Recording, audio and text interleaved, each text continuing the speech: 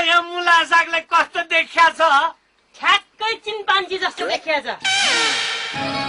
हैन हैन राम्रो देखिया छ कहाँबाट ल्याउने बुढा यो कोट कहाँबाट हुनु नि काजीले त्यहाँ नि यसो ढाड मालिस के गरिदिया थी सर्लकै कोट झिकेर दे नि हेर चम्सुरी जिन्दगी कोटको अनुहार नदेखिया मान्छे मैले यो कोटला देखेर डाले मरे हेर सौन पनि असाध्य सुहाएको छ मलाई म यो कोट लगाएर एक चक्कर बजार घुमेर आउँछु है ल त ल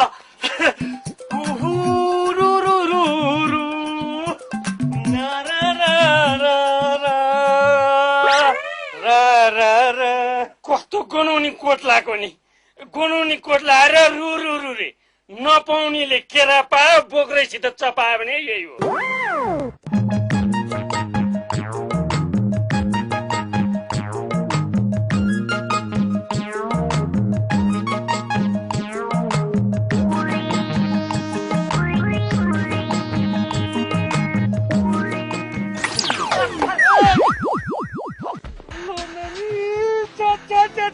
होइन के गरे मुला साग यत्रो महँगो कोटमा गोबर फ्याल्न लाज लागेन तँलाई अब गोबरले महँगो कोट सस्तो कोट भन्छ र त्यही माथि तिमी यही बाटो आउँदैछौ भन्ने मलाई के थाहा अब घर जाऊ धोऊ सुकौ अनि फेरि यही बाटो आऊ अनि अर्को चोटि चाहिँ अलिक कम हान्दिउँला नि त के भनिस् आवेशमा नआउनु मुला सागजी स्तरे कोट लाउनु पर्छ अनि गोबरको छिटा पर्दैन है होइन यो कोट कहाँबाट ल्याएछ नि मुला सागले यो धुर्मु सदरमुकाम गएको नि यत्रो दिन भइसक्यो कहिले आउने हो कुन्नी यो आमाजु भनौँको टोकेसो सुन्दा सुन्दा वाक्कै लागिसक्यो कहिले जाली र आनन्द होला मलाई ए कहिले जाली तँलाई पर्खेस् न अस्ति तैँले मलाई पोतरीमा गाडी के हैनस् तँलाई लात्ताले भ्वाक्क हानेर त्यो हिलोमा गाड्न सकिनछु भने त मेरो नाम पनि निर्मली हैन पर्खेस्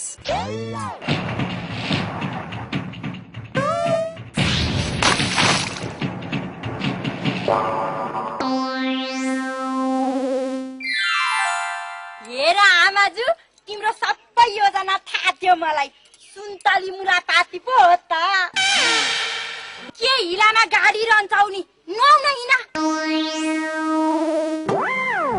अब यो कोट धुनु भन्दा काजीले नि अर्को कोट दिनु भन्नु नि बुढा ए हो त है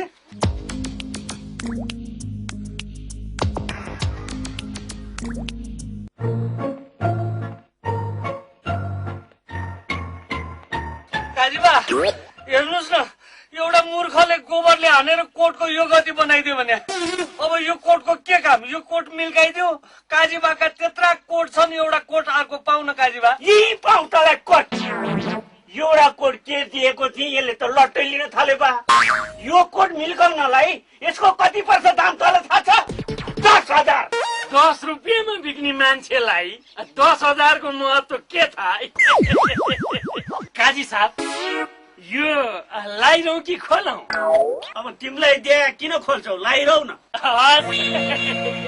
तर तिमीलाई यो कोट त्यति राम्रो सोएन दारी तिमी अर्को कोट लाऊ ए लुइची गएर त्यो कालो कोट ल्याएर दिए त दारीलाई छोड्दा काजीले अर्को कोट दिने कष्ट नगरी बस्या भए हुन्थ्यो कोही डाले बुतुक्कै मर्न सके यो होइन कालो ए कालो पो एउटा हरायो अर्को पुग्छ होइन यो जन्मिँदै उल्टो जन्मिएको थियो क्या हो यो लुइचे हजुर यो लाउनुहोस् कालो कोट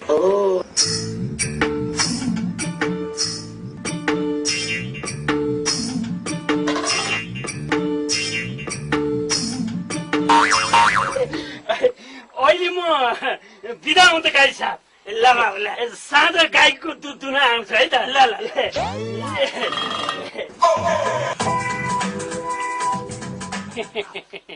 मुला साग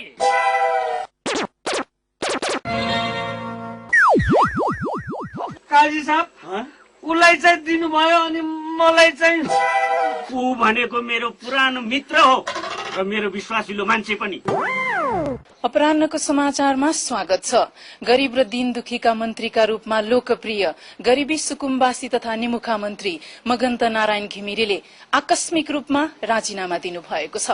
यसरी आकस्मिक रूपमा राजीनामा दिनुको कारणबारे उहाँले हामीसँग भन्नुभयो, अब आफ्नो स्वार्थ त्यागेर देशको लागि केही गरौं भनेर लागिरहेथे। यस्तै रहेछ, सत्यको ठाउँ कहीँ रहेनछ, झुटको खेती मात्रै मौलाउँदो रहेछ। झुटको खेती नभए के साँचोको खेती हो? साँचोको खेती भए तालचाको खेती खोइ। बायोलोजी, सोसियोलोजी, साइकोलोजी कति कति लोजी पढ्यो, तर पनि यतिका महिनासम्म चाहिँ मान्छे बेहोस होला भन्ने मलाई लाग्दैन भन्ने हामीलाई लागिरहेको छ। तपाईँ उहाँको श्रीमती हेर्नुहोस्, हामीले उहाँलाई बचाउने अन्तिम कोसिस गर्यौं तर हामीले सकेनौं भन्ने हामीलाई लागिरहेको छ। त्यसो भए यो देशका मान्छेहरू सबै मरेका हुन् त? जिउँदा लासहरू?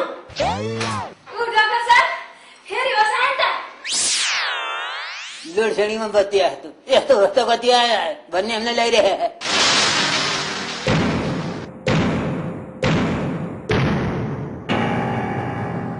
बुढालाई दशा लागेछ, 7:30 हो कि 8:30 हो कि? उपचारका लागि पैसा ननिकाल्ने को हुनु उनीहरू भन्ने मलाई लागिरहेको छ। बुढा मर्यो भने अपुतली खानालाई पर्खेका यिनीहरूले भाइ बुहारी हुन् के? ए भन्ने मलाई लागिरहेको छ। बुढालाई बच्यौं भन्ने पनि हामीलाई लागिरहेछ। नबाच्ने नै भएपछि त के हन्डर गरिरहनु हो? त्यही त भने भाउजू, पिर नगर्नुहोस्। आखिर पिर गरे पनि हुने केही होइन। अब जे लेखा छ त्यही हुन्छ। कसले लेख्यो, कहाँ लेख्यो, कसरी लेख्यो? लेख्दै लेखेनन्, बसी बसी देशको बजेट खिचे। हामीले उहाँलाई बचाउने अन्तिम कोसिस गर्यौं तर हामीले सकेनौं। आसमानी कुरो नगर्नुहोस् डाक्टर साहब, म मेरो सिउँदो पुच्चीको कल्पना पनि गर्न सक्दिनँ। केही उपाय छ भने लाउनुहोस् डाक्टर साहब। अब हातिनु पर्दैन। अब हामीसँग एउटा अन्तिम कडा डोजको औषधि छ, त्यसले निको हुन्छ भन्ने हामीलाई लागिरहेको छ।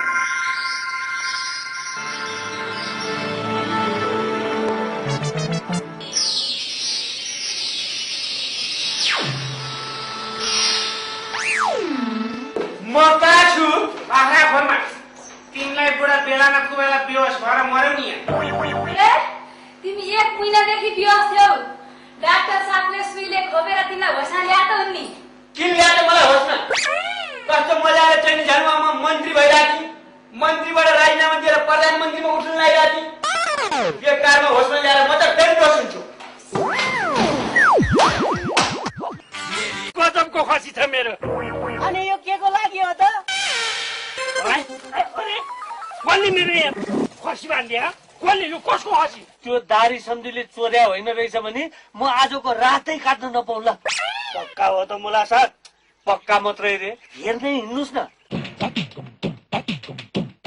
ए बुहारी, यो खसी लगाएर खुर्कने भित्र बाँधिहाल त। कसको खसी हो नि यो? जसुकीको होस्, तिमीलाई खोजी नीति किन चाहियो? चिठा परे खसी हो, खुर्कन लगाएर भित्र बाँध त। यसले बाँधिन बा, म बाँध्छु। एकछिन, विश्वासिलो ठानेर तँलाई मैले कोड दिएको थिएँ, तैँले मेरो खसी सुद्धा चोर्ने भ्याइस होइन? मैले कहाँ चोर्नु गाई साहब? मेरो पछाडि कसले ल्याएर बाँध्दैछ अनि मैले ल्याएको हो गाई साहब, मैले चोर्या होइन। अझ चोर्या छैन भन्छस्? हजुर मालिक, यो खसी समात फुरुक्कन यो कोट खोल। खोल कोट। ल यो कोट तिमी ल। विश्वासघाती, चोर, डाका, मुला सागको अक्कलको अगाडि कुनै पनि टिरिक चल्दैन के सम्झिजु? यहाँ काउन्टरमा हिसाब किताब बुझ्नुहोस् के कति भयो अनि आफ्नो बिरामीलाई डिस्चार्ज गरेर घर लाग्नुहोस्।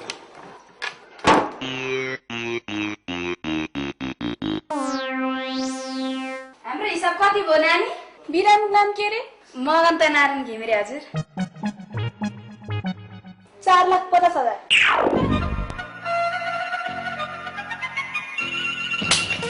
के बस्यो? दायाँ बिलको भइहाल्यो पैसा दिन बस्यो हिँड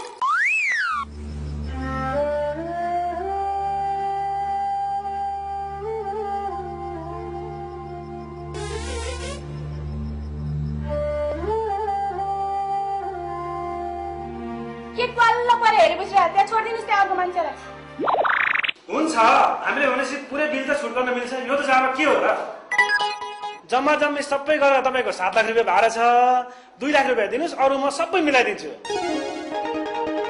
हस् त हजुर नमस्कार धन्यवाद नमस्कार नमस्कार हजुर नमस्कार नमस्कार भन्नुहोस् के छ हेर्नुहोस् न 1 महिना भयो बुढालाई अस्पताल राखेको रोग चाहिँ पत्ता लागेन 4.5 लाख रुपियाँ चाहिँ लागेछ यहाँ तपाईँले भन्दै भनेदेखि अस्पतालमा बिलको पैसा घटाइदिन्छ अरे त्यही भन्ने सुनेर आएको हजुर पहिला पहिला त हामी छुट गराइदिन्थ्यौँ तर अहिले त्यस्तो छैन अहिले चाहिँ आफूले दिनुपर्छ जानुस् तिर्नुस् ए अघि भर्खर चाहिँ के भने गरिबको चाहिँ के यस्तै रहेछ यहाँको चलन गीत सुने है पुरो मिल्यो कहाँ मिल्नु कसले गरिदिन्छ र हाम्रो होइन के भएर फसेछ त्यो मान्छे भन्नु भनिरहेको छु मैले मेरो एउटाको कारोबार गर्ने भनेर त्यत्तिकै फसाइदिएछ एकदमै सोझो मान्छे एकछिन बसेको कुरो मिल्लाको भयो अलि हिसाब घटाइदिन्छु जस्तो कुरो गर्थे नि घटाइदिए त ठाउँमा मान्छे भएको हाम्रो गरिबलाई कसले हेर्छ ठाउँमा नभए नि हाम्रो मान्छे गाउँमा त छन् नि दिदी यसरी 81 विरक्ति नहुन्छ सोझोको त जमानै रहन्छ भनेर भनिरहेको छु मैले गाडी साहब यहाँनिर कता हो त्यो मृगौला बेच्न मिल्छ अरे नि एउटा मान्छेको जिउमा जम्मा 2टा मृगौला हुनु पर्ने मेरो जिउमा त 3टा मृगौला रहेछ ल अब चाहिँ नि एउटा मृगौला बढ्ता भएपछि ज्यानमा सन्चो हुँदै रहन्छ हेर्नुहोस् घरि यता च्वास्से दुख्छ घरि यता च्वास्से दुख्छ घरि घुँडामा प्वाक्क दुख्छ घरि यता के डाक्टर त अघि नै भागिसकेको छ साह्रै दुःख पाइयो ल ल पुरो मिलो डाक्टर साहबले उपचार खर्च सबै तिर्दिन्छे हो ल अब तिमीहरू गएर चाहिँ त्यो घन्टा घरको उतापट्टि त्यो रत्न पार्क नै बसिरहेको डाक्टर साहबको मान्छेले चाहिँ पैसा ल्याइदिन्छ अरे ल ल दौडिया पैसा दिदीले पुग्ने मैले जल्दी बोले हुन्छ डाक्टर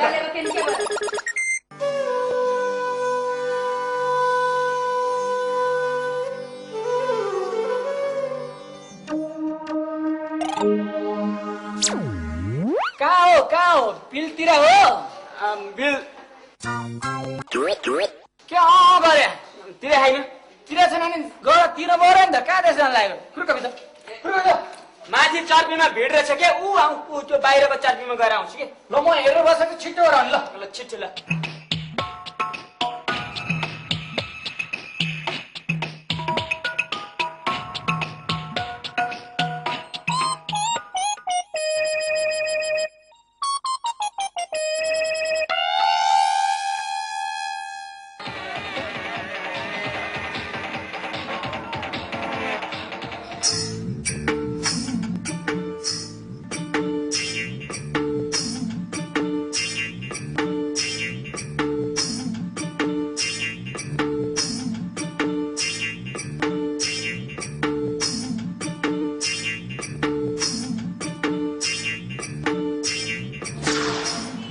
बन्द गरेपछि कहाँ भात रहेछ म पनि हेर्छु नि कति सानो पाल राखे हो ढाड दुइसिक्यो माथिबाट मटरले किची खाइछ अझै त्यत्रो पो जान्छ त यहाँ कहाँबाट खोलो पो देखियो त